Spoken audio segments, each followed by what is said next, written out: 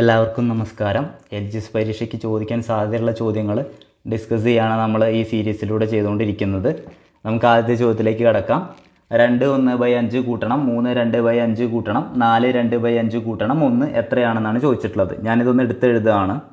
2 1/5 plus 3 2/5 plus 4 2/5 കൂട്ടണം 1 എത്രയാണെന്നാണ് ചോദിച്ചിട്ടുള്ളത്. അപ്പോൾ നമ്മൾ ഇതിനു മുമ്പ് സംസാരിച്ചിട്ടുണ്ട്. എന്താണ് മിശ്ര ഭിന്നത്തിനെ പറ്റിയിട്ട് നമ്മളൊന്ന് സംസാരിച്ചിട്ടുണ്ട്. ഈ 2 1/5 എന്ന് എഴുതി കഴിഞ്ഞാൽ 2 1/5 എന്ന് എഴുതി കഴിഞ്ഞാൽ അതെന്താണ്?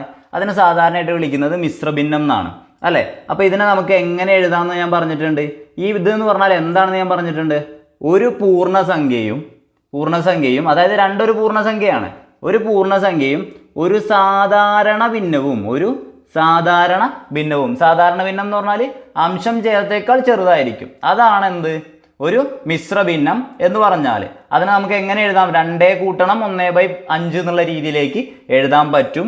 അത് ഒരു തെറ്റില്ലാത്ത രീതിയാണ്. മനസ്സിലായല്ലോ? അതായത് 2 1/5 എന്ന് പറഞ്ഞാൽ അതെന്താണ്? 2 + 1/5 ആണ് എന്ന് നിങ്ങൾ മനസ്സിലാക്കിയിരിക്കണം. ഓക്കെ ആണല്ലോ? ഇനി അങ്ങനെയാണെന്നുണ്ടെങ്കിൽ അത് വെച്ചിട്ടാണ് നമ്മൾ ഈ പ്രോബ്ലം ചെയ്യാൻ പോകുന്നത്. ഓക്കെ, ഇനി നോക്കുക. അങ്ങനെയാണെന്നുണ്ടെങ്കിൽ നമ്മൾ എന്ത് ചെയ്യും? ആദ്യം ഈ പൂർണ്ണസംഖ്യകളെ മാത്രം സെപ്പറേറ്റ് കൂട്ടും. ഓക്കെ ആണല്ലോ? ഈ പൂർണ്ണസംഖ്യ 2 3 4 1 ഇതിനെ മാത്രം സെപ്പറേറ്റ് കൂട്ടും. ഓക്കെ, നോക്കുക. 2 കൂട്ടണം 3 കൂട്ടണം 4 കൂട്ടണം 1. മനസ്സിലായല്ലോ? ഞാൻ എന്താ ചെയ്തത് മനസ്സിലായല്ലോ? ഞാനൊന്നുകൂടി എടുത്ത് എഴുതാം. താഴേക്ക് എഴുതാം. 2 കൂട്ടണം 3 കൂട്ടണം 4 കൂട്ടണം 1 എന്താണ്? പൂർണ്ണസംഖ്യകളെ മാത്രം ഞാൻ സെപ്പറേറ്റ് എഴുതി. ഇനി ഞാൻ എന്തെഴുതുന്നു? ഭിന്നസംഖ്യകൾ എഴുതുന്നു, സാധാരണ ഭിന്നങ്ങൾ എഴുതുന്നു. ഇനി അടുത്ത് ഏതാ? 1/5 കൂട്ടണം 2/5 കൂട്ടണം ഒരു 2/5 കൂടി. ഓക്കെ ആണല്ലോ? ഇതെഴുതി മനസ്സിലായല്ലോ? എടുത്തെഴുതിയല്ലോ. ഇനി നമ്മൾ എന്ത് ചെയ്ത് നേരെ കൂട്ടുക. ഇത് എടുത്തെഴുതാനൊന്നും നിൽക്കരുത് നിങ്ങൾ കേട്ടോ. നിങ്ങൾ ഇവിടെ തന്നെ എന്ത് ചെയ്യണം? 2 കൂട്ടണം 3 5 5 കൂട്ടണം 4 9 9 കൂട്ടണം 1 10 അങ്ങനെ നിങ്ങൾ മനസ്സിൽ തന്നെ ചെയ്യണം. അല്ലാതെ ഇങ്ങനെ എടുത്തെഴുതാനൊന്നും നിൽക്കരുത്. ഇത് ഞാൻ മനസ്സിലാവാൻ വേണ്ടി മാത്രം പറയുന്നതാണ്. ഓക്കെ, ഇത് കൂട്ടിക്കഴിഞ്ഞാൽ 10 പ്ലസ് എന്ത് കിട്ടി? 1/5 കൂട്ടണം 2/5 കൂട്ടണം 2/5 എന്ന് വരും. നിങ്ങളൊരു കാര്യം അറിയാം. എന്ത്? ഭിന്നസംഖ്യകളെ കൂട്ടാൻ വേണ്ടിയിട്ട് നമ്മൾ ഇത്രയും ദിവസം ഉപയോഗിച്ചിരുന്നത് എന്ത് മെത്തേഡാ? LCM മെത്തേഡാ അല്ലേ? LCM മെത്തേഡാ. ഈ LCM മെത്തേഡ് എന്ന് പറഞ്ഞു കഴിഞ്ഞാൽ എന്താ അതുകൊണ്ട് അർത്ഥമാക്കുന്നതെന്ന് അറിയോ? അതിനെ ഛേദം തുല്യമാക്കുകയാണ് നമ്മൾ ചെയ്തുകൊണ്ടിരുന്നത്. എന്താണ്? എല്ലാ ഭിന്നസംഖ്യകളുടെയും ഛേദത്തെ തുല്യമാക്കുകയാണ് നമ്മൾ എന്ത് ചെയ്തത്? LCM മെത്തേഡ് കൊണ്ട് ചെയ്തത്. അപ്പോൾ നമുക്ക് ഇവിടുത്തെ നോക്കുക. ഇവിടെ എല്ലാത്തിൻ്റെയും ഛേദം, അതായത് A/B എന്ന് എഴുതി കഴിഞ്ഞാൽ ഈ താഴെ എഴുതുന്നതാണ് എന്ത്? ഛേദം. അത് ഇതിൻ്റെ എല്ലാത്തിൻ്റെയും എന്താണ്? 5 ആണ്. തുല്യമല്ലേ? ഇതിൻ്റെ എല്ലാത്തിൻ്റെയും ഛേദം എന്താണ്? തുല്യമാണ് അല്ലേ? ഓൾറെഡി ഇത് തുല്യമാണ്. ഇനി അപ്പോൾ നമ്മൾ LCM മെത്തേഡ് ഉപയോഗിച്ച് ഇതിനെ തുല്യമാക്കണോ? വേണ്ട. അപ്പോൾ നമ്മൾ എന്ത് ചെയ്യാണ്? ആ 5 അതേപോലെ ഇവിടെ എടുത്തെഴുതാണ്. അതായത് ഛേദം തുല്യമായ ഭിന്നസംഖ്യകളെ കൂട്ടാൻ വേണ്ടിയിട്ട് എന്ത് ചെയ്താൽ മതി? ആ ഛേദം അതേമാതിരി എഴുതിയിട്ട് മേലെയുള്ള അംശങ്ങളെ മൊത്തത്തിൽ എഴുതി കൂട്ടിയാൽ മതി. അപ്പോൾ അംശം ഏതൊക്കെയാ? 1 2 2 കഴിഞ്ഞു. പരിപാടി കഴിഞ്ഞു. 10 കൂട്ടണം 1 + 2 + 2 എത്രയാ? 5/5. അപ്പോൾ എത്രയാണിത്? 10 കൂട്ടണം 5/5 എത്രയാണ്? 1. 5/5 എത്രയാണ്? 1. ഏതൊരു സംഖ്യയും ആ സംഖ്യ കൊണ്ട് ഹരിച്ചു കഴിഞ്ഞാൽ 1 ആണ്. അപ്പോൾ എത്ര നമ്മുടെ ഉത്തരം? 11. നമ്മുടെ ഉത്തരം 11. ഫസ്റ്റത്തെ ചോദ്യം സിമ്പിളായിട്ട് കഴിഞ്ഞല്ലോ. ഇനി ഇതുപോലത്തെ ഏത് ചോദ്യം വന്നാലും നിങ്ങൾ ചെയ്യുമല്ലോ. അടുത്ത ചോദ്യം നോക്കാം. താഴെ പറയുന്നവയിൽ ഏതാണ് ത്രികോണത്തിൻ്റെ വശങ്ങളാകുന്ന അളവുകൾ? ത്രികോണം എന്ന് പറഞ്ഞു കഴിഞ്ഞാൽ എന്താ? 3 വശമുണ്ട് അല്ലേ? അതിൽ 3 വശങ്ങളും ആവാൻ സാധ്യതയുള്ള അളവുകൾ ഏതൊക്കെയാണെന്നാണ് ചോദിച്ചത്. നിങ്ങളൊരു കാര്യം മനസ്സിലാക്കുക. ഒരു ത്രികോണത്തിൻ്റെ വശങ്ങൾ കണ്ടുപിടിക്കാൻ വേണ്ടിയിട്ട് അളവുകൾ ഏതൊക്കെയാണെന്ന് കണ്ടുപിടിക്കാൻ വേണ്ടിയിട്ട് നമ്മൾ എന്ത് ചെയ്താൽ മതി? അതിൽ ഏറ്റവും ചെറിയ 2 വശങ്ങൾ എന്താണ്? ചെറിയ 2 വശങ്ങൾ എന്ത് ചെയ്യുക? കൂട്ടുക. ചെറിയ വശങ്ങൾ കൂട്ടുക. എന്നിട്ട് എന്ത് നോക്കുക? അത് ആ വലിയ വശത്തിനേക്കാൾ വലുതാണോ എന്ന് നോക്കണം. എന്താണ്? ചെറിയ 2 വശങ്ങൾ കൂട്ടിയിട്ട് അത് വലിയ വശത്തേക്കാൾ വലുതാണോ എന്ന് നോക്കണം. വലുതാണെങ്കിൽ മാത്രം, സെയിം ആയാൽ പോലും പറ്റൂല. വലുതാണെങ്കിൽ മാത്രമാണ് അതെന്താവുള്ളൂ? ഒരു ത്രികോണം ആവുള്ളൂ. മനസ്സിലായല്ലോ? അപ്പം ഇനി നമുക്ക് നോക്കാലോ. ഇവിടെ ഏതൊക്കെയാണ് ചെറിയത്? 3 3 അല്ലേ? 3 3 കൂട്ടിയാൽ എത്രയാ? 6. 6 എന്താണ്? 6നെക്കാട്ടിലും വലുതാണോ? അല്ല. അപ്പോൾ ഇത് പറ്റുമോ? പറ്റൂല. മനസ്സിലായല്ലോ? അപ്പോൾ ഇനി ഇവിടെ നോക്കുക, 2 ഒന്നും അല്ല, ഇവിടെ ഏറ്റവും ചെറിയത് 4 വലുതാ. അപ്പോൾ 2 ഒന്നും കൂട്ടിയാൽ എത്രയാ? 3. 3 4നെക്കാട്ടിലും വലുതാണോ? പറ്റൂലല്ലോ. ഇനി ഓപ്ഷൻ ഡി ഒന്ന് നോക്കുക, 7 6 അല്ലേ ചെറുത്? 7 6 കൂട്ടിയാൽ എത്രയാ? 13. 13 15നെക്കാട്ടിലും വലുതാണോ ചെറുതാണോ? ചെറുതല്ലേ. അപ്പോൾ ഇതും എന്താ? പറ്റൂല. മനസ്സിലായല്ലോ? ഇതും പറ്റൂല, ഇതും പറ്റൂല. അപ്പോൾ സി നോക്കണമല്ലോ. 5ഉം 8ഉം ആണ് ചെറിയ സംഖ്യകൾ. അപ്പോൾ അത് രണ്ടും കൂട്ടുക, 5ഉം 8ഉം കൂട്ടിയാൽ എത്രയാ? 13 ആണല്ലോ. 13 12നെക്കാട്ടിലും വലിയ സംഖ്യ അല്ലേ. അപ്പോൾ ഏതാണ് നമ്മുടെ ഉത്തരമായിട്ട് വരിക? ഓപ്ഷൻ സി ആണ് വരിക. 5 8 12 എന്നീ വശങ്ങളുള്ള ഒരു ത്രികോണം ഉണ്ടാക്കാൻ പറ്റും. പക്ഷെ എന്ത് പറ്റില്ല? 3 6 3 ഒന്നും ഒരു ത്രികോണമാക്കിയിട്ട് പറ്റില്ല. അതായത് എന്താണ് ഞാൻ പറഞ്ഞത്? വശങ്ങൾ ഏതൊക്കെയാ നോക്കാൻ വേണ്ടിയിട്ട് എന്ത് ചെയ്താൽ മതി? ചെറിയ 2 വശങ്ങളെയും കൂട്ടിക്കഴിഞ്ഞാൽ എന്ത് കിട്ടണം? വലിയ വശത്തേക്കാൾ കൂടുതൽ കിട്ടണം. വലിയ വശത്തേക്കാൾ വലിയൊരു സംഖ്യയാണ് നമുക്ക് അത് കൂട്ടിയാൽ കിട്ടേണ്ടത്. ഓക്കെ ആണല്ലോ. ഇനി അടുത്ത ചോദ്യം നോക്കാം. ഒരു കോഡ് ഭാഷയിൽ തോട്ടിനെ ഞാൻ എഴുതാം. Thought THOUGHT. തോട്ട് എത്രയാണ്? 73 58 237. അതുപോലെ എന്താ പറഞ്ഞിട്ടുള്ളത്? റോ തന്നിട്ടുണ്ട് അല്ലേ. റോ എന്ന് പറയുന്നത് 659 ആണെന്നും പറഞ്ഞിട്ടുണ്ട്. നമുക്ക് കണ്ടുപിടിക്കേണ്ടത് എന്താ? ഗ്രോത്താണ് നമ്മൾ കണ്ടുപിടിക്കേണ്ടത്. ഗ്രോത്ത് കണ്ടുപിടിക്കാൻ വേണ്ടിയിട്ട് നമുക്ക് എന്ത് ചെയ്താൽ മതി? ഇതിൽ നോക്കുമ്പോൾ നമുക്ക് പെട്ടെന്ന് മനസ്സിലാകുമെന്ന് അറിയില്ല. എന്താണ് ഈ THOUGHT ROW അതിലുള്ള അക്ഷരങ്ങളാണ് എന്ത് ഗ്രോത്തിലുള്ളത്. ഇവിടെ നോക്കുകയാണെന്നുണ്ടെങ്കിൽ ടീയുടെയും ഇവിടെ ഒരു ടീ ഉണ്ട്. അതേമാതിരി ഇവിടെ ടീയുടെ സ്ഥാനത്ത് എന്താണുള്ളത്? 7 എന്ന് പറഞ്ഞ വാല്യൂ ആണുള്ളത്. അപ്പോൾ മനസ്സിലായല്ലോ നമ്മുടെ ഐഡിയ എന്താണ് ഉപയോഗിക്കേണ്ടത്? ഇതിൽ ടീൻ്റെ കറസ്പോണ്ടൻ്റ് ആയിട്ടുള്ള വാല്യൂ അപ്പുറത്ത് ഏതാണുള്ളത് നോക്കുക, എടുത്ത് എഴുതുക. ജീൻ്റെത് ഏതാ നോക്കുക, എടുത്ത് എഴുതുക. സിമ്പിളായിട്ട് നമുക്ക് ചെയ്യാൻ പറ്റും. ഫസ്റ്റ് ലെറ്റർ ജി ആണല്ലോ. ജീൻ്റെത് ഏതാ? ജി എവിടെ? ഇവിടെയാണ് ജി ഉള്ളത്. ജിയുടെ ഏതാ? 1 2 3. ഏതാണ് അപ്പോൾ ജിയുടെ നേരെ ഉള്ളത്? 2. ഓക്കെ ആണ്. അപ്പോൾ നമുക്ക് ഇത് വരുമോ? ഇല്ല. ഓപ്ഷൻ ബി നമ്മൾ അവിടെ നിന്ന് ക്യാൻസൽ ചെയ്ത് കളഞ്ഞു. ഇനി നമുക്ക് നോക്കാം 6ന് ഈക്വൽ ഏതാ? റോൻ്റെ നോക്കാം. 6ന് ഈക്വൽ 6 തന്നെ. അപ്പോൾ നമുക്ക് അത് എഴുതി. അപ്പോൾ നമുക്ക് എന്ത് കിട്ടി? 27. ഈ ഓപ്ഷൻ സിയും ക്യാൻസൽ ആയിപ്പോയി. ഇനി നമുക്ക് അടുത്ത് നോക്കാം. ഓ നോക്കാം. ഓ എവിടെ ഇതാക്കുന്നത്? രണ്ടാമത്തത് 5. ഓ എന്താണ്? 5 ആണ്. അപ്പോൾ അതിനും 2നും 26 59 വരെ സെയിം അല്ലേ. അപ്പോൾ അടുത്ത ലെറ്റർ 9 ആയിരിക്കും. നമുക്ക് എന്നാലും നോക്കി നോക്കാം. അടുത്ത ഡബ്ല്യു എന്താ? 9. അപ്പോൾ നമ്മൾ 26 59 എത്തി. ഇനി അടുത്ത് കിട്ടിയ നമ്മൾ ഉത്തരമായല്ലോ. അപ്പോൾ നമ്മൾ നോക്കി ടീ എവിടെ? ടീ ഇതാക്കുന്ന ഫസ്റ്റ് ലെറ്റർ ടീ എന്താ? 7 ആണ്. 26 59 7 വരുന്നത് ഏതാ? ഇതാണ്. അപ്പോൾ ഓപ്ഷൻ ഡി ആണ് കറക്റ്റ് ആൻസർ. നമുക്ക് ലാസ്റ്റതും കൂടി നോക്കി നോക്കാം. എച്ച് എവിടെ? ഇതാക്കുന്നത് ലാസ്റ്റ് രണ്ടാമത്തെ 3. 26 59 73. ഓപ്ഷൻ ഡി ആണ് കറക്റ്റ് ആൻസർ. കണ്ടുപിടിച്ചത് എങ്ങനെയാണെന്ന് മനസ്സിലായല്ലോ. അടുത്ത ചോദ്യം നോക്കാം. അടുത്ത ചോദ്യം, വികർണത്തിൻ്റെ നീളം 8 സെൻറ്റിമീറ്റർ. എന്തിൻ്റെ നീളം? വികർണത്തിൻ്റെ നീളമാണ്. വികർണത്തിൻ്റെ നീളം 8 സെൻറ്റിമീറ്റർ ആയിട്ടുള്ള ഒരു സമചതുരത്തിൻ്റെ വിസ്തീർണം എന്തെന്നാണ് ചോദിച്ചത്. ഒരു സമചതുരം ഉണ്ട്. ആ സമചതുരത്തിൻ്റെ വികരണം എന്ന് പറഞ്ഞാൽ എന്താ? ഇങ്ങനെ വരയ്ക്കുന്നതാണ് അതിൻ്റെ വികരണം എന്ന് പറയുന്നത് അല്ലേ. അതിൻ്റെ നടുക്ക് കൂടെ വരയൊക്കെ മോശമാണ്. ഇങ്ങനെ വരയ്ക്കുന്നതാണ് എന്ത്? അതിൻ്റെ വികരണം ഡി എന്ന് പറയുന്നത്. വികരണത്തിനെ നമ്മൾ എന്താ വിളിക്കുക? ഡി എന്ന് വിളിക്കുക. ഓക്കെ. വികരണം എന്ന് പറയുന്നത് എന്താണ്? ഒരു സമചതുരത്തിൻ്റെ നടുക്ക് കൂടെ വരയ്ക്കുന്നതാണ് അല്ലേ. അപ്പോൾ നമ്മൾ നോക്കുകയാണ്. സമചതുരത്തിൻ്റെ എന്താ കാണാൻ പറഞ്ഞത്? വിസ്തീർണമാണ് നമ്മളോട് കാണാൻ പറഞ്ഞിട്ടുള്ളത്. നമുക്ക് സമചതുരത്തിൻ്റെ വിസ്തീർണം സാധാരണമായി കാണാൻ അറിയാം. എന്താ ഇക്വേഷൻ? A². എന്താണ്? A². A എന്ന് പറഞ്ഞാൽ എന്താ?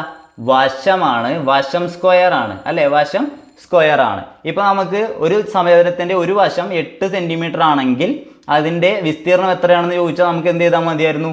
8 × 8 64 എന്ന് പറഞ്ഞെഴുതിയാൽ മതിയായിരുന്നു. പക്ഷെ നമുക്ക് എന്താ ഇവിടെ തന്നത്? വശമല്ല നമുക്ക് തന്നിട്ടുള്ളത്. വശമല്ല എന്ത് തന്നിട്ടുള്ളത്? നമുക്ക് തന്നിട്ടുള്ളത്. അപ്പോൾ നമ്മൾ എന്ത് ചെയ്യണം? നമുക്ക് തന്നിട്ടുള്ളത് എന്താ നോക്കണം. നമുക്ക് എന്താ തന്നിട്ടുള്ളത്? വികരണം തന്നിട്ടുള്ളത്. വികരണം വെച്ചുള്ള ഒരു ഇക്വേഷൻ ഉണ്ട്. എന്താണ്? ഒരു സമചതുരത്തിൻ്റെ വികരണം തന്നിട്ട് അതിൻ്റെ വിസ്തീർണം കാണാൻ പറഞ്ഞാൽ നമ്മൾ എന്ത് ചെയ്താൽ മതി? d² / 2 ചെയ്താൽ മതി. അതായത് വികർണം സ്ക്വയർ / 2 ചെയ്താൽ മതിയാകും. മനസ്സിലായല്ലോ. ഒരു സമചതുരത്തിൻ്റെ വികരണം തന്നിട്ട് അതിൻ്റെ വിസ്തീർണം ചോദിക്കുകയാണെന്നുണ്ടെങ്കിൽ നമ്മൾ എന്ത് ചെയ്താൽ മതി? വികരണത്തിൻ്റെ സ്ക്വയർ കാണുക. അതായത് അതുകൊണ്ട് തന്നെ ഗുണിച്ചിട്ട് 2 കൊണ്ട് ഹരിച്ചാൽ മതിയാവും. എന്താണ് ഉത്തരം? അപ്പോൾ വികരണം സ്ക്വയർ എത്രയാ? വികരണം എത്രയാ? 8 സെൻറ്റിമീറ്റർ. ഡയറക്റ്റ് ക്വസ്റ്റ്യൻ അല്ലേ. 8² / 2. 8ൻ്റെ സ്ക്വയർ എത്രയാ? 64. 8 64 അല്ലേ. Divided by 2. എത്ര ഉത്തരം വരിക? 32 സെൻറ്റിമീറ്റർ സ്ക്വയർ അല്ലെങ്കിൽ ചതുരശ്ര സെൻറ്റിമീറ്റർ. മനസ്സിലായല്ലോ. ഏതാ നമ്മുടെ ഉത്തരം? ഓപ്ഷൻ സി ആണ് കറക്റ്റ് ആൻസർ. ഇത് മനസ്സിലായല്ലോ. എല്ലാവർക്കും മനസ്സിലായല്ലോ. ഇതിലാകെ പഠിക്കേണ്ട എന്താണ്? ഒരു സമചതുരത്തിൻ്റെ വിസ്തീർണം എന്ത് തന്നാൽ എന്ത് തന്നാൽ വികർണം തന്നാൽ എന്താണ്? വികർണത്തിൻ്റെ സ്ക്വയർ കണ്ടിട്ട് അതിനെ 2 കൊണ്ട് ഹരിച്ചാൽ മതിയാകും. മനസ്സിലായല്ലോ? അടുത്ത ചോദ്യം നോക്കാം. ഇനി ഇത് നിങ്ങൾക്ക് എല്ലാവർക്കും കിട്ടും പെട്ടെന്ന് വിചാരിക്കുന്നു. മനുഷ്യൻ തലച്ചോറുമായി ബന്ധപ്പെട്ടിരിക്കുന്നു. അതുപോലെ എന്താണ്? കമ്പ്യൂട്ടർ ഏതുമായി ബന്ധപ്പെട്ടിരിക്കുന്നു എന്നാണ് ചോദിച്ചത്. മനുഷ്യൻ്റെ തലച്ചോറുമായി ബന്ധപ്പെട്ടിരിക്കുന്ന പോലെ കമ്പ്യൂട്ടറിൻ്റെ തലച്ചോറ് എന്താ? നമ്മൾ പണ്ടൊട്ടേ പഠിച്ച എന്ത്? CPU. ഇനി അതും അധികം വിശദീകരണം വേണ്ടല്ലോ. ഇത് നമുക്ക് വേണമെന്നുണ്ടെങ്കിൽ ഇങ്ങനെ തരാം കേട്ടോ. മനുഷ്യൻ ഇങ്ങനെ തന്നിട്ട് തലച്ചോറിന് തരാം. അതുപോലെ 2 പോയിന്റ് ഇട്ടിട്ട് എന്ത് ചെയ്യും? കമ്പ്യൂട്ടർ എന്ന് പറഞ്ഞിട്ട് ഇങ്ങനെ നിന്നിട്ട് എന്ത് ചെയ്യും? ഇതെന്താണെന്ന് ചോദിക്കും. അങ്ങനെ വേണമെന്നുണ്ടെങ്കിൽ നമ്മളോട് ഈ ചോദ്യം ചോദിക്കാം കേട്ടോ. ഇതന്നെ ചോദിക്കണം എന്നില്ല. നമുക്ക് ഇതിൻ്റെ വെറൈറ്റി വേറെ എന്തെങ്കിലും നമുക്ക് ചോദിക്കാൻ സാധ്യതയുള്ളത് നമ്മൾ എന്ത് ചെയ്യുക? ഒന്ന് നോക്കി പഠിക്കുക. കുറച്ച് പ്രീവിയസ് ക്വസ്റ്റ്യൻ പേപ്പർ ഇങ്ങനെ നോക്കിയാൽ നമുക്ക് മനസ്സിലാവും കേട്ടോ. അപ്പോൾ എന്ത് ചെയ്യുക? മനുഷ്യൻ തലച്ചോറ്, കമ്പ്യൂട്ടർ എന്താണ്? CPU. നമുക്കറിയാം കമ്പ്യൂട്ടറിൻ്റെ തലച്ചോറ് എന്താ? CPU ആണ് അല്ലേ? Central processing unit. അപ്പോൾ അടുത്ത ക്വസ്റ്റ്യൻ നോക്കാമല്ലോ.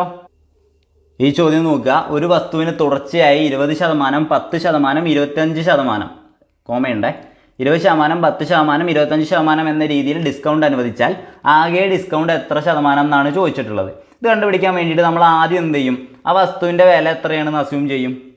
100 നമ്മൾ എടുക്കും. ആ വസ്തുവിൻ്റെ വില 100 നമ്മൾ എടുക്കുകയാണ്. ഇനി നമ്മൾ നോക്കുകയാണ് അതിൽ എത്ര ശതമാനം ഡിസ്കൗണ്ട് കൊടുത്തു? 20% ആദ്യം ഡിസ്കൗണ്ട് കൊടുത്തു അല്ലേ? 20% ഡിസ്കൗണ്ട് കൊടുക്കുക എന്ന് പറഞ്ഞു കഴിഞ്ഞാൽ അപ്പോൾ അതിൻ്റെ വില എത്രയായിരിക്കും? 20% ഡിസ്കൗണ്ട് കൊടുക്കുക എന്ന് പറഞ്ഞാൽ അതിൻ്റെ വില എത്രയായിരിക്കും? 20% ഡിസ്കൗണ്ട് കൊടുക്കുക എന്ന് പറഞ്ഞാൽ അതിൻ്റെ വില എന്തായിരിക്കും? 80% ആയിരിക്കില്ലേ? 100ന് 20% കുറയ്ക്കുന്നതല്ലേ? 10% ഡിസ്കൗണ്ട് കൊടുക്കുക എന്ന് പറഞ്ഞാൽ അതിൻ്റെ വില എന്തായിരിക്കും? 10% ഡിസ്കൗണ്ട് കൊടുക്കുക എന്ന് പറഞ്ഞാൽ അതിൻ്റെ വില എന്തായിരിക്കും? 100ന് 10 കുറയ്ക്കുന്നതല്ലേ? അപ്പോൾ 90% ആയിരിക്കില്ലേ? മനസ്സിലായല്ലോ? അതുപോലെ 25% ഡിസ്കൗണ്ട് കൊടുക്കുക എന്ന് പറഞ്ഞാൽ എന്തായിരിക്കും അതിൻ്റെ അർത്ഥം? 75% എന്നല്ലേ? 75% വില ആക്കി വിൽക്കുക എന്നല്ലേ? ഓക്കെ ആണല്ലോ. അപ്പോൾ നമ്മൾ എന്ത് ചെയ്യുന്നു? 100 നമ്മുടെ സംഖ്യയായിട്ട് എടുത്തു, വിലയായിട്ട് എടുത്തു. അതിനെ എന്തുകൊണ്ട് ഗുണിക്കുക? ആദ്യം 20% ഡിസ്കൗണ്ടാണ് കൊടുക്കുന്നത്. അപ്പോൾ നമ്മൾ എന്ത് ചെയ്യുന്നു? 20% ഡിസ്കൗണ്ട് കുറച്ചാൽ നമുക്ക് എന്ത് കിട്ടും? 80% കിട്ടും. 80% എന്ന് പറഞ്ഞാൽ എന്താ? 80/100 ആണ്. അറിയാലോ? ഇനി അടുത്തത് ഗുണിക്കണം.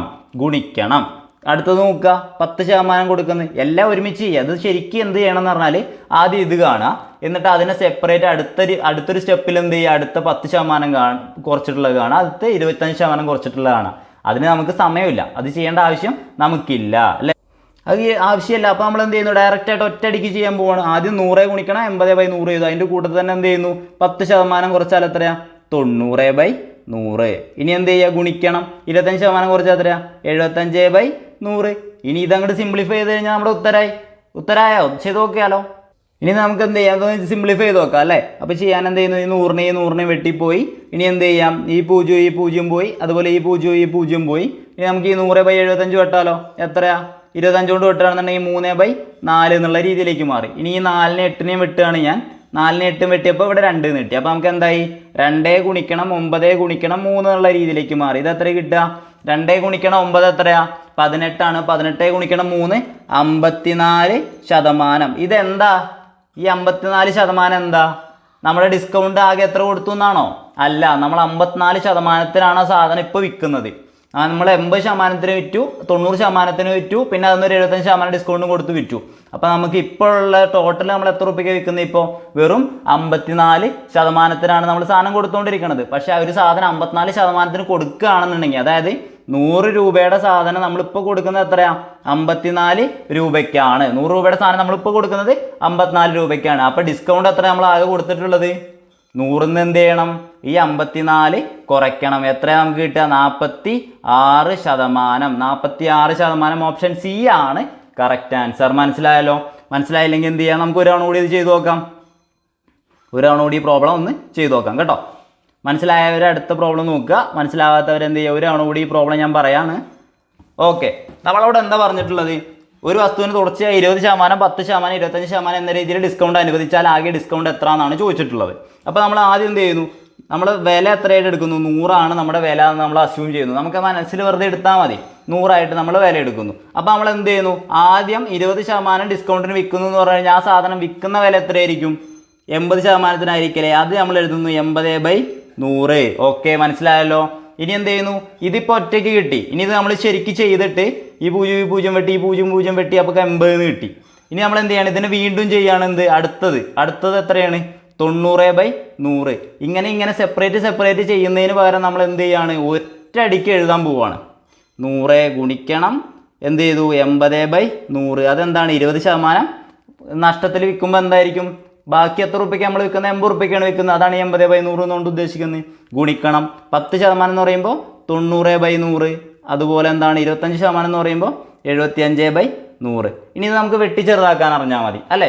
ഇത് വെട്ടി ചെറുതാക്കാൻ ഈ 100 വെട്ടിപ്പോയി. ഇനി എന്ത് ചെയ്യുന്നു, ഈ 0 പോയി, ഈ 0 പോയി. ഇനി എന്ത് ചെയ്യുന്നു, 75/100 ഉണ്ട്. നമ്മൾ 25 കൊണ്ട് ചെയ്യുകയാണെന്നുണ്ടെങ്കിൽ 3 25 75, 4 25 100. ഇനി അപ്പോൾ നമുക്ക് എന്ത് ചെയ്യാം, ഈ 4നെയും ഈ 8നെയും വെട്ടാം. ഇവിടെ 2 ഉണ്ട്. അപ്പോൾ നമ്മൾക്ക് എന്തായി 2 ഗുണിക്കണം 9 ഗുണിക്കണം 3 എന്നുള്ള രീതിയിലേക്ക് ഇത് മാറി. 2 ഗുണിക്കണം 9 18 ആണ്. 18 ഗുണിക്കണം 3 54 ആണ്. അപ്പോൾ നമുക്ക് 54% രൂപയ്ക്ക് 54%ത്തിനാണ് ഇപ്പോൾ എന്ത് ചെയ്യുന്നത്, നമ്മളിത് വിറ്റുകൊണ്ടിരിക്കുന്നത്. മനസ്സിലായല്ലോ. അപ്പോൾ നമുക്ക് ടോട്ടൽ എത്രയാണ്, 100%ആണ്.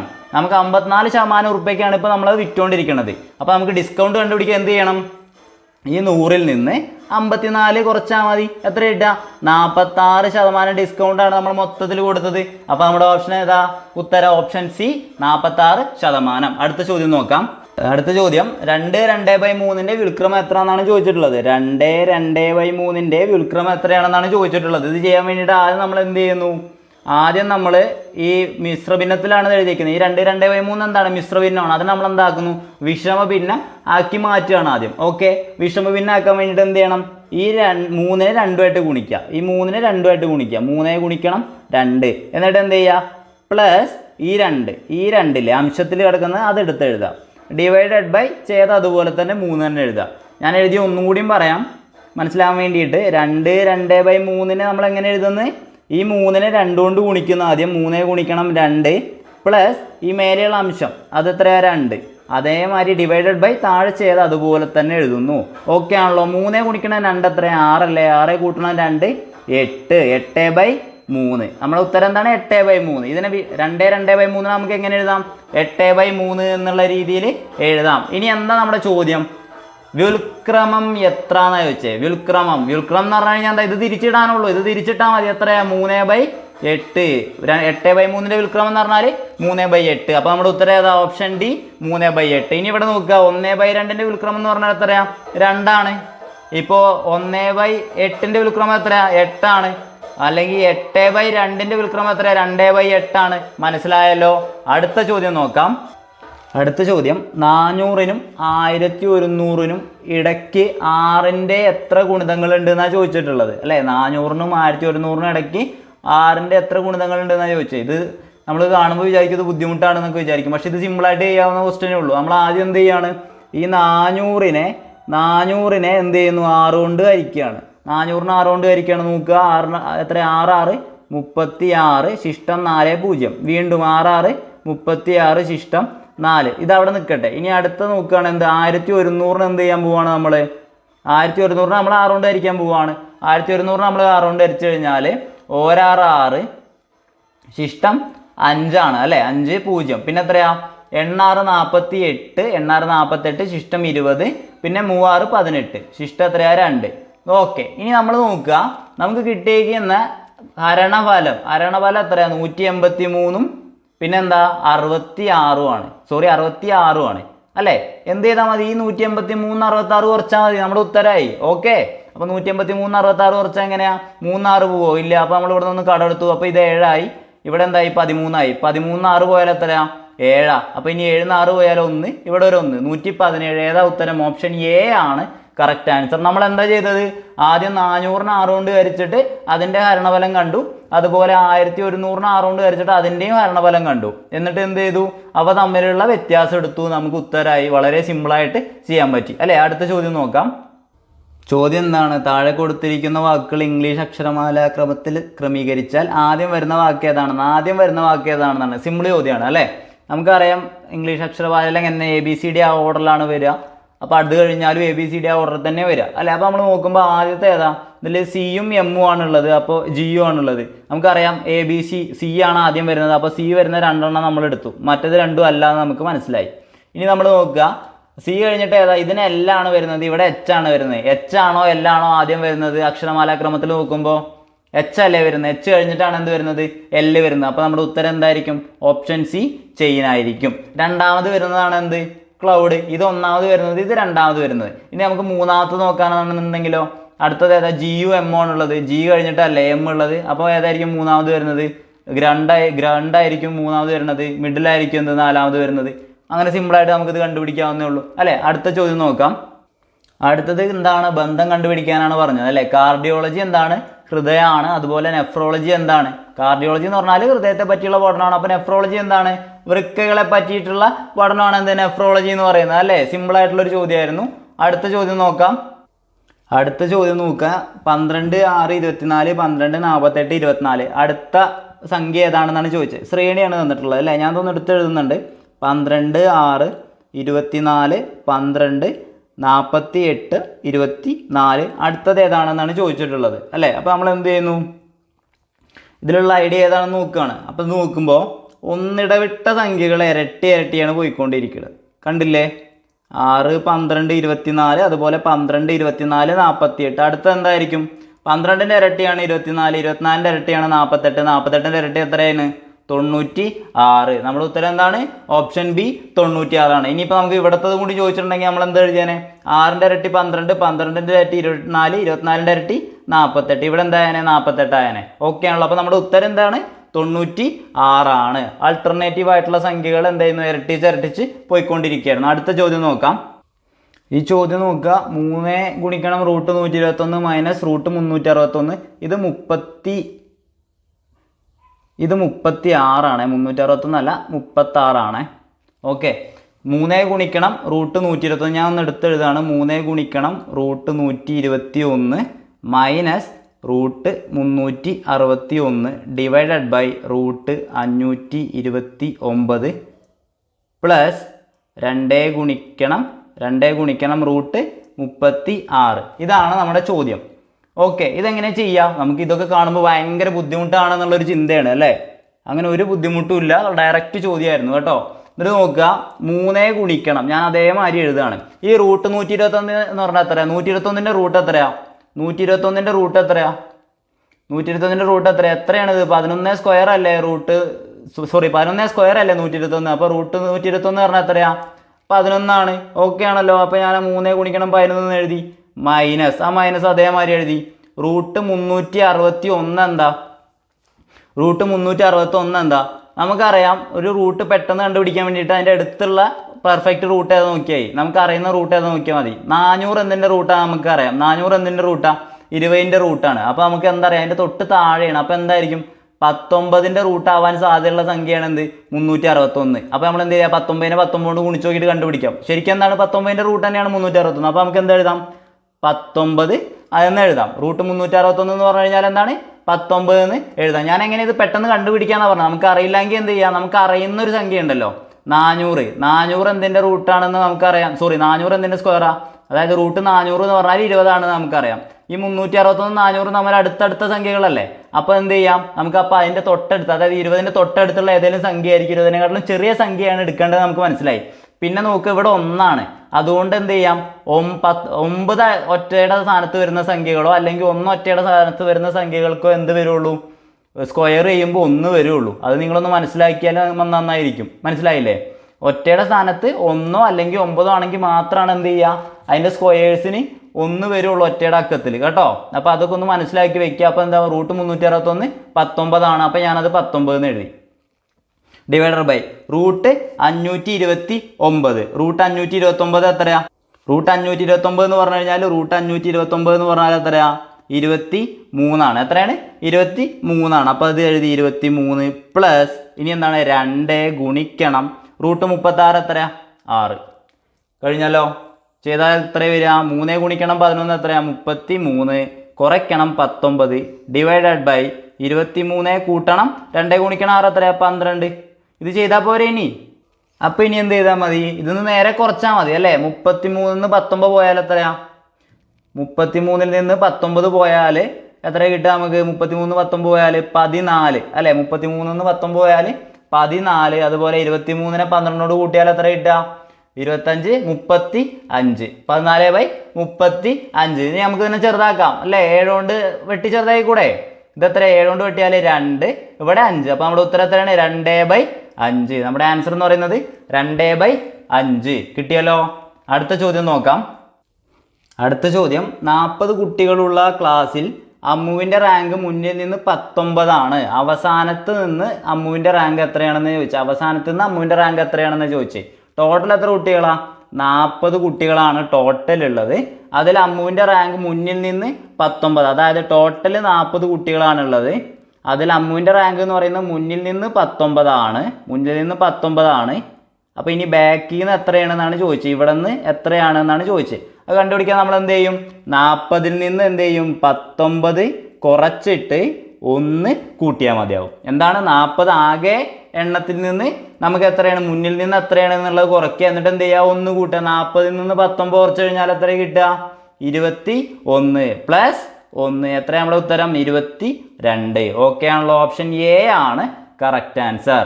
ഇതെന്തായാലും ഒരു ചോദ്യം ഒന്ന് ചോദിക്കൂ കേട്ടോ. അടുത്ത ചോദ്യം നോക്കാം. അടുത്ത ചോദ്യം, താഴെ കൊടുത്തിട്ടുള്ള സംഖ്യകളുടെ തുക കാണാനാണ് പറഞ്ഞിട്ടുള്ളത് അല്ലേ. 13.07, 21, 0.3, 1.25, 0.137, 26.546. ഇത് ചെയ്യണം അല്ലേ. നമ്മൾ എന്ത് ചെയ്യും? എഴുതിയിട്ട് കൂട്ടും. 13.07 കൂട്ടണം. ഇനി എന്താണ്? 21. 21 എഴുതിയിട്ട് എന്ത് ചെയ്യുക? 2 0 അല്ലേ. ഇവിടെ അത് ഇട്ട് കൊടുക്കുക. കുഴപ്പമില്ലല്ലോ. വലതുവശത്ത് 0 ഇട്ടാലും എന്താണ്? പ്രശ്നമില്ല. ഇനി അടുത്തത് 0.3. ഇവിടെ ഒരു 0 കൂടി ജസ്റ്റ് ഇട്ട് കൊടുക്കുന്നു. ഇനി എന്താണ്? 1.25, 1.25 എഴുതി. ഇനി എന്താണ്? 0.137, 0.137, 3 സ്ഥാനമുണ്ട്. അപ്പോൾ ഇനി അടുത്ത് എന്താണ്? 26.546. ഇവിടെയൊക്കെ നമ്മൾ എന്താണ്? ആ പോയിന്റ് അതേ നേരെ ഇട്ടിട്ട് അതിൻ്റെ അപ്പുറവും ഇപ്പുറമാണ് സംഖ്യകൾ എഴുതിയേക്കണത് കേട്ടോ. ആ പോയിന്റിനെ അടിസ്ഥാനമാക്കിയിട്ടാണ് സംഖ്യകൾ എഴുതിയേക്കണേ. അപ്പോൾ നമുക്ക് എന്താ എഴുതാം? ഇത് 3 സ്ഥാനത്തേക്ക് ഉള്ളതുകൊണ്ട് എല്ലാത്തിൻ്റെയും വലതുവശത്ത് ഒരു 0 കൂടി ഇട്ട് കൊടുക്കാം അല്ലേ. പ്രശ്നമുണ്ടോ? ഇല്ല. വലതുവശത്ത് 0 വന്നാൽ എന്താണ്? പോയിന്റിന് ശേഷം വലതുവശത്ത് 0 വന്നാൽ എന്താണ്? അതിന് വിലയില്ല. അപ്പോൾ ഇനി എന്ത് ചെയ്യാം? കൂട്ടാം. 7 6 കൂട്ടിയാൽ എത്രയാ? 13. ശിഷ്ട എത്രയാ? 1. എല്ലാത്തിൻ്റെയും ലാസ്റ്റ് എന്തുണ്ട്? 3 ഉണ്ട്. അതുകൊണ്ട് എന്താ അപ്പോൾ ഒഴിവാക്കാനായിട്ടില്ല അല്ലേ. അടുത്ത നോക്കാം. 1 7 8, 8 5 13, 13 3 16 4 20, 0 2 ശിഷ്ടം. 2 അങ്ങോട്ട് കൊടുത്തു. അപ്പോൾ നോക്കുമ്പോൾ എന്താ? 0 3 എല്ലാത്തിനും 0 3. അടുത്തേക്ക് പോവാം. അപ്പോൾ ഇനി അടുത്ത് നോക്കുമ്പോൾ 2 3 5, 5 5 10, 13. പോയിന്റ് 3 ഇവിടെ ഒരു 1 ശിഷ്ടവും കൊടുത്തു അല്ലേ. അപ്പോൾ നമുക്ക് മനസ്സിലായി 61 എന്തായിരുന്നു? 303 അല്ലേ. അപ്പോൾ ഓപ്ഷൻ എ അല്ല എന്ന് നമുക്ക് മനസ്സിലായി. ഒന്നുകിൽ ഓപ്ഷൻ ബി, അല്ലെങ്കിൽ ഓപ്ഷൻ സി, അല്ലെങ്കിൽ ഇതൊന്നുമല്ല അല്ലേ. അപ്പോൾ ഓപ്ഷൻ എ അല്ലാതെ നമുക്ക് എന്തായാലും മനസ്സിലായി. ഇനി നമുക്ക് എന്ത് നോക്കാം? അടുത്ത് നോക്കാം. നമ്മുടെ കൂട്ടിയാൽ 5 5 1 6 6 6 12 ശിഷ്ടം 1. അത്ര നമുക്ക് ഉത്തരം 62.303.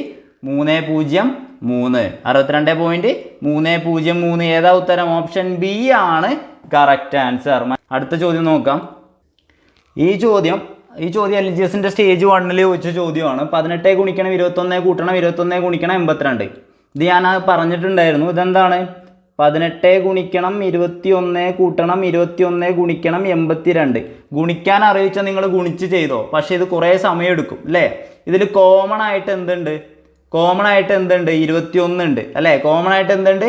21 ഉണ്ട്. രണ്ടിടത്തും ഇവിടെ ഗുണനും ഇവിടെ ഒരു പ്ലസ്സും ആണ്. പക്ഷേ കോമൺ ആയിട്ട് ഈ 2 കേസിലും എന്തുണ്ട്? 21 ഉണ്ട്. അപ്പോൾ നമുക്ക് ആ 21 അങ്ങോട്ട് പുറത്തേക്ക് എടുക്കാം. 21 പുറത്തേക്ക് എടുക്കാം. എന്നിട്ട് എങ്ങനെ എഴുതാം? ഇവിടെ എന്താ 21 ഗുണിച്ച് 18 അല്ലേ. ആ 18 കൂട്ടണം. ഇവിടെ എന്താണ്? 82. ഇതെന്താ ചെയ്തത്? 2ൽ 21 കോമൺ ആയിട്ടുള്ളതുകൊണ്ട് 21 ഞാൻ പുറത്തേക്ക് എടുത്തിട്ട് എന്ത് ചെയ്തു? 18 കൂട്ടണം 82 എന്ന് എഴുതി. ഇതെന്ന് പറഞ്ഞു കഴിഞ്ഞാൽ എന്താണ്? 21 ഗുണിക്കണം 18 പ്ലസ് 21. ഇതെങ്ങനെ? 21 ഗുണിക്കണം 18 പ്ലസ് 21 ഗുണിക്കണം 82 തന്നെയാണ്. 82 തന്നെയാണ് കേട്ടോ. അങ്ങനെ തന്നെയാണ് ഈ സാധനം കിടക്കുന്നത്. മനസ്സിലായല്ലോ. അപ്പോൾ ഇതെന്ത് ചെയ്താൽ മതി? ഇനി ഇത് കൂട്ടാം. 21 ഗുണിക്കണം 18 കൂട്ടണം 82 എത്രയാ? 100 അല്ലേ. അപ്പോൾ നമ്മുടെ ഉത്തരം എത്ര? 2100. വളരെ പെട്ടെന്ന് തന്നെ നമുക്ക് എന്ത് ഉത്തരത്തിലേക്ക് എത്താൻ പറ്റും. അതായത് ഇത് എന്ത് ഫോമിലാണ്? എ ഇൻറ്റു ബി കൂട്ടണം ബി ഇൻറ്റു സി ആയാൽ, എ ഇൻറ്റു ബി കൂട്ടണം ബി ഇൻറ്റു സി ആയാൽ, ബി ആയാൽ ഉത്തരം എന്ന് പറയുന്നത് ബി എ പ്ലസ് സി എന്നായിരിക്കും. ബി ഗുണിക്കണം എ പ്ലസ് സി എന്നായിരിക്കും. ഇതാണ് അതിൻ്റെ ഇക്വേഷനായിട്ട്. പക്ഷേ ഇക്വേഷനായിട്ട് നിങ്ങൾ പഠിക്കണ്ട. A into B plus B into C ആണെന്നുണ്ടെങ്കിൽ എന്താണ്, ബി കോമൺ ആണ്, അത് പുറത്തേക്ക് എടുത്തിട്ട് എ പ്ലസ് സി എന്ന് എഴുതിയാൽ മതി കേട്ടോ. പക്ഷേ നമുക്ക് എന്ത് ചെയ്യേണ്ട, അങ്ങനെ ചെയ്യേണ്ട. ഡയറക്റ്റ് ആയിട്ട് ഇവിടെ തന്നെ നമുക്കറിയാം 18 ഗുണിക്കണം 21 പ്ലസ് 21 ഗുണിക്കണം 82 ആണെന്നുണ്ടെങ്കിൽ ഇവിടെ രണ്ടോടത്തും 21 കോമൺ ഉണ്ട്. എന്താണ്, ഇവിടെ ഗുണനുമാണ്. ഇവിടുത്തെ പ്ലസ് നിങ്ങൾ നോക്കണ്ട, ഇവിടെ അപ്പുറം ഇപ്പുറം എന്താണ്, ഗുണനാണ്. അപ്പോൾ എന്ത് ചെയ്യുക, ഈ മൊത്തം സംഖ്യയിലും 21 കോമൺ ആയതുകൊണ്ട് ആ 21 നമ്മൾ പുറത്തേക്ക് എടുത്തു. എന്നിട്ട് എന്ത് ചെയ്തു, 18 ഇല്ലേ ഇവിടെ, ആ 18 എഴുതി. ഇവിടെ എന്താ പ്ലസ്, ഇവിടെ എന്താ ഉള്ളത് 82 എടുത്തെഴുതി. 21 ഗുണിക്കണം 18 82 കൂട്ടിയാൽ 100. ഉത്തരം എത്രയാ, 21 ഇട്ടിട്ട് 2 0 ഇട്ടാൽ മതി, 100 കൊണ്ട് ഗുണിക്കാൻ. 2100 നമ്മുടെ ഉത്തരമായിട്ട് വരുന്നത്. അടുത്ത ചോദ്യം നോക്കാം. ഈ ചോദ്യം നോക്കുക. ആദ്യത്തെ 19 എണ്ണൽ സംഖ്യകളുടെ ക്യൂബുകളുടെ തുക എത്രയാണെന്നാണ് ചോദിച്ചത്. എന്താ ചോദിച്ചത്, ആദ്യത്തെ 19 എണ്ണൽ സംഖ്യകളുടെ ക്യൂബുകളുടെ തുകയാണ്. ഇത് നോക്കുക, നമുക്കെങ്ങനെ സംഖ്യകളപ്പം എങ്ങനെ 1 2 3 4 അങ്ങനെയാണോ? 1 ക്യൂബ് 2 ക്യൂബ് 3 ക്യൂബ് 4 ക്യൂബ് അങ്ങനെയാണ് പോണത് അല്ലേ? അത് അങ്ങനെ എത്ര വരെ ഉണ്ട്, 19 എണ്ണൽ സംഖ്യകളുടേത് 19 ക്യൂബ് വരെ പോവും. അങ്ങനെയാണെന്നുണ്ടെങ്കിൽ അതിൻ്റെ തുക എത്രയാണെന്നാണ് ചോദിച്ചിട്ടുള്ളത്. ഇതൊക്കെ കൂട്ടണം, നമ്മളെ കൊണ്ട് കഴിയുമോ? പക്ഷെ നമുക്ക് എന്താ അറിയാം, ഇത് കാണാനൊരു ഇക്വേഷൻ അറിയാം. എന്താണ് ക്യൂബുകളുടെ തുക കാണാനുള്ള ഇക്വേഷൻ എന്താണ്, n into n plus 1/2 whole square. എന്താണ്, n into n plus 1/2 whole square. എന്ത് ചെയ്യണം, ആദ്യം നമ്മൾ എണ്ണൽ സംഖ്യയുടെ തുക കാണുന്ന മാതിരി ചെയ്യുക, എന്നിട്ട് അതിൻ്റെ സ്ക്വയർ എടുക്കുക. സിമ്പിൾ ചോദ്യം അല്ലേ? അപ്പോൾ നമുക്ക് എങ്ങനെ ചെയ്യാം, n എത്ര, ഇവിടെ n എത്ര ചോദ്യത്തിൽ തന്നിട്ടുണ്ട്. എന്ത്, എണ്ണൽ സംഖ്യകളുടെ എണ്ണം എത്രയാ, 19. ഇക്വേഷനിൽ ഇട്ടാൽ മതിയല്ലോ. n എത്രയാ, 19 ഗുണിക്കണം എത്രയാ, 19 പ്ലസ് 1/2 ഹോൾ സ്ക്വയർ.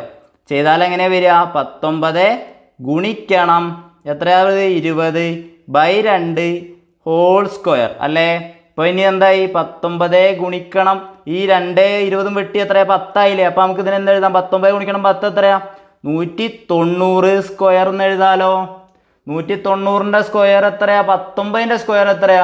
നമ്മൾ നേരത്തെ പറഞ്ഞു 19ൻ്റെ സ്ക്വയർ എത്രയാണ്, 361 അല്ലേ? പിന്നെ എന്താണ്, ഒരു 0 ഉണ്ട്. അപ്പോൾ നമ്മൾ എത്ര 0 ഇട്ട് കൊടുക്കണം, സ്ക്വയർ ആകുമ്പോൾ 2 0 ഇട്ട് കൊടുക്കണം. വളരെ സിമ്പിൾ അല്ലേ? 361 2 0. എന്താണ് എഴുതിയത്, ആദ്യം നമ്മൾ എന്ത് എഴുതി, 190ൻ്റെ സ്ക്വയർ ആണ്. നമ്മൾ ആദ്യം എന്ത് ചെയ്തു, 19ൻ്റെ സ്ക്വയർ എത്ര, 361 നമുക്കറിയാം, അത് എഴുതി. അത് കഴിഞ്ഞിട്ടോ ഒരു 0 ഉണ്ട്. അപ്പോൾ എന്ത് ചെയ്യും, സ്ക്വയർ ആയതുകൊണ്ട് 2 0 ഇട്ട് കൊടുക്കും. നമ്മുടെ ഉത്തരം 361 2 0. ഏതാ, ഓപ്ഷൻ സി ആണ് കറക്റ്റ് ആൻസർ. ഇതിൽ നമുക്ക് അറിയേണ്ട ഇക്വേഷൻ എന്തായിരുന്നു, n into n plus 1/2 whole square. അങ്ങനെയാണെങ്കിൽ നോക്കി, അങ്ങനെയാണെന്നുണ്ടെങ്കിൽ ഇതിൽ നമ്മൾ ബാക്കിയും കൂടിയും പറയാം അല്ലേ? ഇതെന്താ ക്യൂബുകളുടെ തുകയാണ്. തുടർച്ചയായ n ക്യൂബുകളുടെ, n എണ്ണൽ സംഖ്യകളുടെ ക്യൂബുകളുടെ തുകയാണ് എന്ത്, n into n plus 1/2 whole square ആണല്ലോ. അങ്ങനെയാണെങ്കിൽ തുടർച്ചയായ എണ്ണൽ സംഖ്യകളുടെ തുക എത്രയാ, 1 2 3 അങ്ങനെ പോകുന്ന എണ്ണൽ സംഖ്യകളുടെ തുക എത്രയായിരിക്കും, n ഇൻറ്റു n പ്ലസ് 1/2. ഇതേ ഇക്വേഷൻ തന്നെ, എന്തില്ല, സ്ക്വയർ ഇല്ല. സ്ക്വയർ ഇല്ല. നമ്മൾ ഇക്വേഷൻ എന്താണ്, തുടർച്ചയായ n എണ്ണൽ സംഖ്യകളുടെ തുക കാണാൻ എന്ത് ചെയ്താൽ മതി, n ഇൻറ്റു n പ്ലസ് 1/2. ഇപ്പം തന്നെ നിങ്ങളിത് കൂടെ പഠിച്ചോ. തുടർച്ചയായ n എണ്ണൽ സംഖ്യകളുടെ, ആദ്യത്തെ n എണ്ണൽ സംഖ്യകളുടെ തുക കാണാനുള്ള ഇക്വേഷൻ എന്താണ്, n ഇൻറ്റു n പ്ലസ് 1/2 ചെയ്താൽ മതിയാവും. മനസ്സിലായല്ലോ? അങ്ങനെയാണെന്നുണ്ടെങ്കിൽ ഇരട്ട സംഖ്യകളുടെ തുക എത്രയായിരിക്കും, തുടർച്ചയായ n ഇരട്ടൽ സംഖ്യകളുടെ തുക എത്രയായിരിക്കും, 2 + 4 + 6 അങ്ങനെ പോകുന്നല്ല ഇരട്ട സംഖ്യ.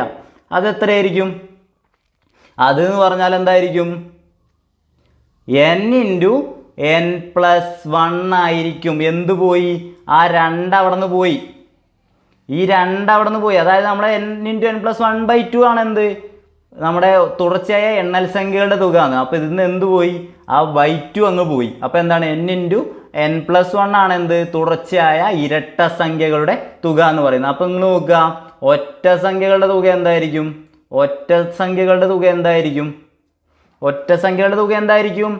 n square. എന്താണ്, N square, N into N ആണ്, എൻ സ്ക്വയർ ആണ്. എത്ര എണ്ണൽ സംഖ്യ വന്നിട്ടുണ്ട്? അതായത് തുടർച്ചയായ 19 എണ്ണൽ സംഖ്യകളുടെ 19 ഒറ്റ സംഖ്യകളുടെ തുക എന്ന് പറഞ്ഞാൽ നമുക്ക് എന്താണ് 19ന്റെ സ്ക്വയർ കണ്ടാൽ മതി എന്നാണ്. അതുകൊണ്ട് നിങ്ങൾ മനസ്സിലാക്കേണ്ടത്. മനസ്സിലായല്ലോ? അപ്പോൾ ഇത്രയും കാര്യങ്ങൾ നിങ്ങൾക്ക് മനസ്സിലായെന്ന് വിചാരിക്കുന്നു. കൂട്ടത്തിൽ ഒന്നുകൂടിയും പറയാൻ വിട്ടുപോയി.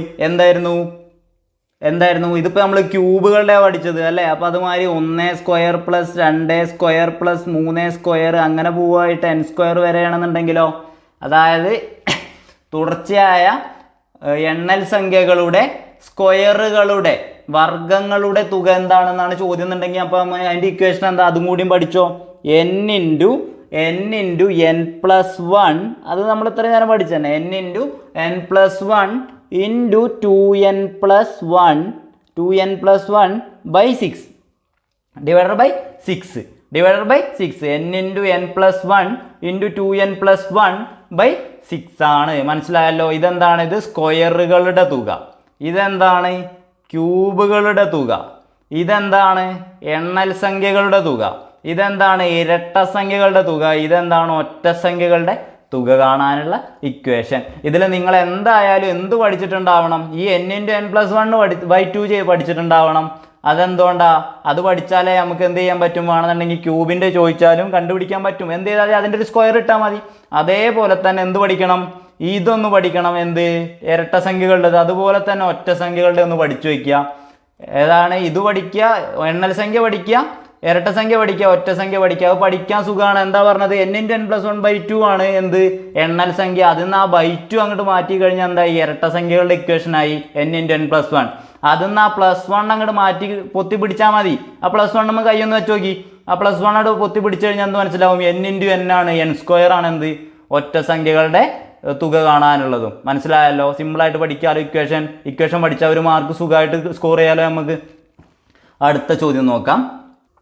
ചോദ്യം 1/4ൻ്റെ വർഗം എത്രയാണ് എന്നാണ് ചോദിച്ചിട്ടുള്ളത്. അതായത് 1/4ൻ്റെ വർഗം എന്ന് പറഞ്ഞാൽ സ്ക്വയർ കാണാനാണ് പറഞ്ഞിട്ടുള്ളത്.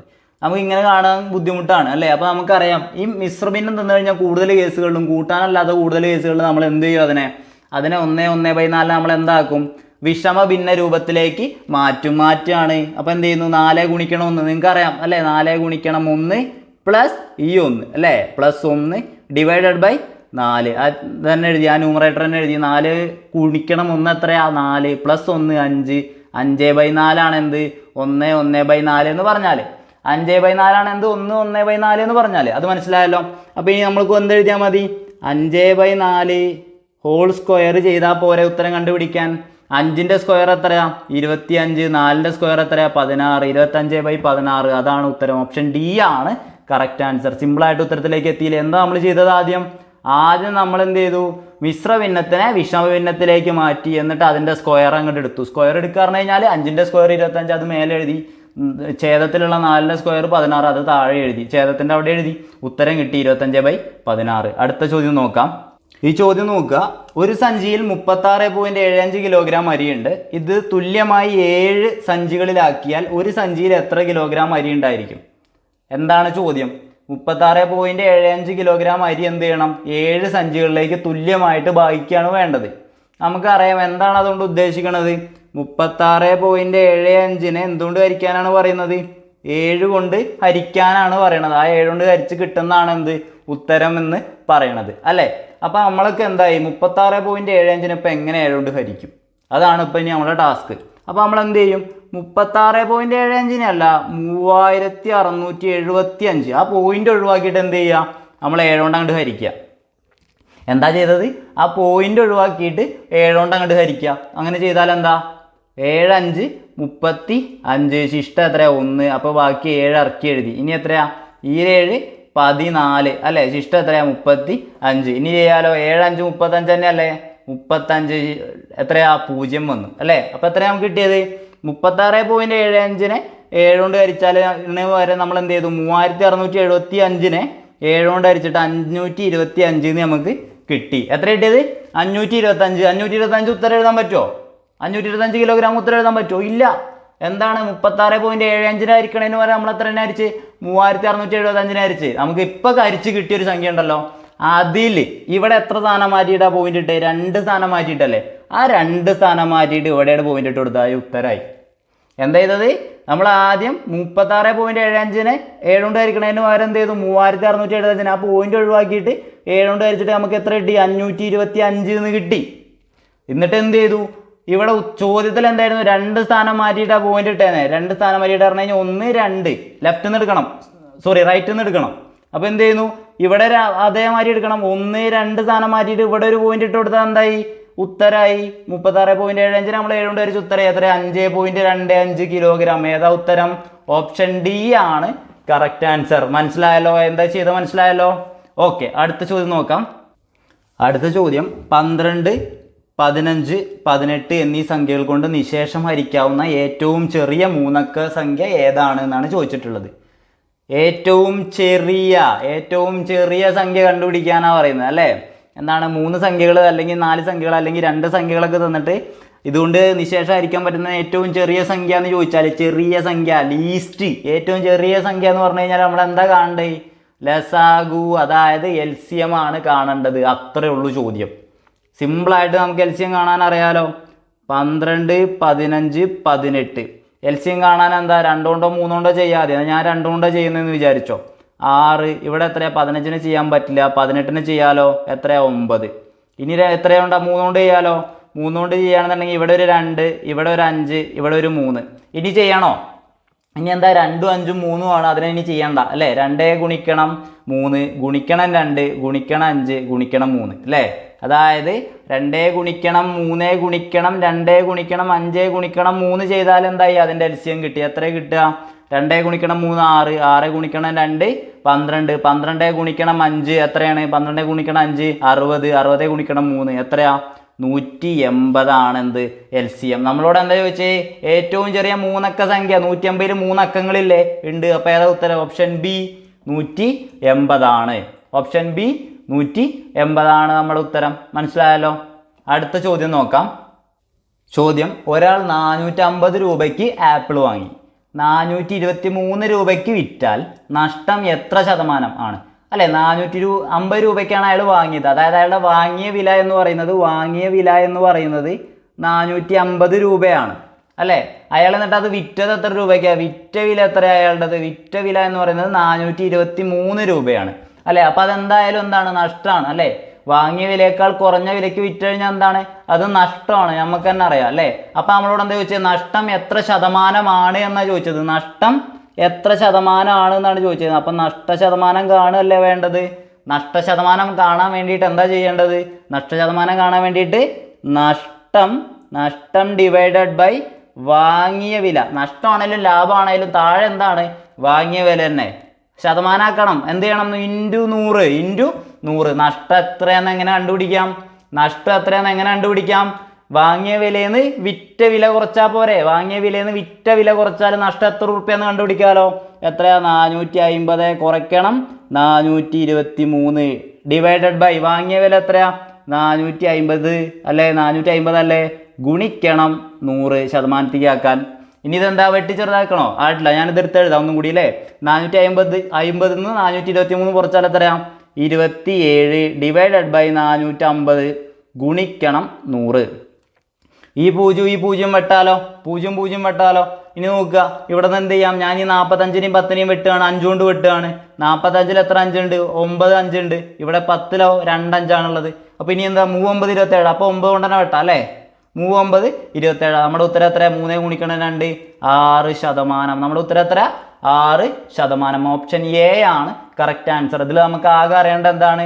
നഷ്ടശതമാനം കാണാനുള്ള ഇക്വേഷൻ അറിയണം. എന്താണ്? നഷ്ടം ഡിവൈഡഡ് ബൈ വാങ്ങിയ വില ഗുണിക്കണം 100. നഷ്ടം എങ്ങനെ കണ്ടുപിടിക്കുക? വാങ്ങിയ വിലയിൽ നിന്ന് വിറ്റ വില കുറച്ചാൽ മതി അല്ലേ? സിമ്പിളായിട്ട് കണ്ടുപിടിക്കാം. അപ്പോൾ ഇത്രയും ചോദ്യങ്ങളാണ് നമ്മൾ ഇന്ന് ഡിസ്കസ് ചെയ്യാൻ വേണ്ടിയിട്ട് വെച്ചത്. അടുത്ത ഒരു ക്ലാസ്സിൽ കാണാം. എല്ലാവർക്കും നന്ദി. Thank you.